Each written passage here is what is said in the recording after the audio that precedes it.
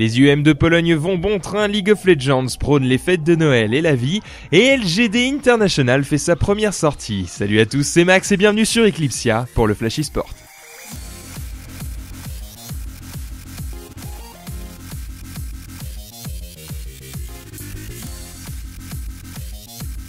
On commence avec du StarCraft 2 pour changer et le départ malheureux de Todd qui choisit de quitter la structure Root Gaming après presque 1 an et demi de loyaux services. Le joueur qui est passé auparavant par Millennium et Fnatic n'a malheureusement pas réussi à obtenir un visa pour travailler aux États-Unis. Il se sépare de la structure en bons termes, désolé pour lui, nous espérons que la suite lui sera plus favorable. Sinon, les qualifications pour les IEM de Pologne vont bon train et il s'agit de se qualifier pour la 3e phase. Avance donc Livezerg, Snut, Lucifron, Cass, Bly, Daisy, Mana et Stefano. Et nous espérons bien sûr que notre cher français arrivera à forcer le passage pour la suite. Pour rappel, la compétition se déroulera à Katowice du 18 au 20 janvier. Et puisqu'il s'agit de l'ESL, on n'en a pas fini avec les phases de qualification. On passe à League of Legends et si Nami n'est pas encore disponible sur nos beaux serveurs européens, le personnage suivant qui porte le doux nom de Vi l'est déjà, elle. Vi est plus ou moins directement tirée de Borderlands, d'ailleurs merci le skill qui s'appelle Vaultbreaker, mais elle est plutôt classe et le moins qu'on puisse dire c'est qu'elle a de la poigne.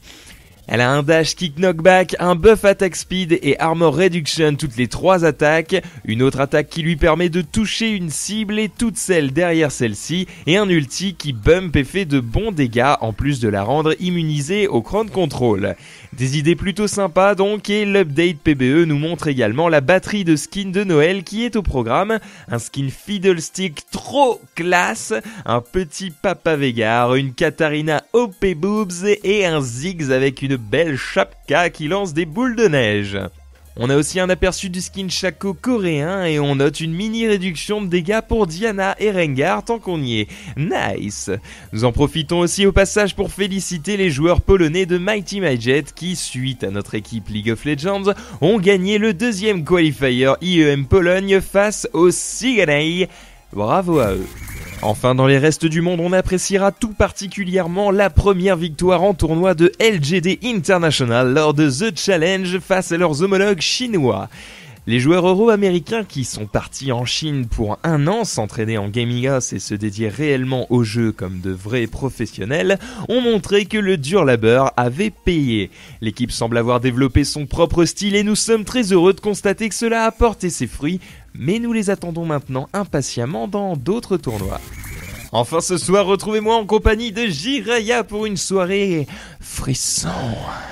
Nous avons installé 1 ou 2 jeux qui, comme vous le savez, on sait que ça vous amuse beaucoup, bande de malins, nous collerons les miquettes. On essayera très certainement de faire peur à Dash si possible, qui a dit Dead Space et Amnesia. Voilà, le Flash eSport c'est fini pour aujourd'hui, on se retrouve demain pour plus de news sur Eclipsia. Allez, tard plus.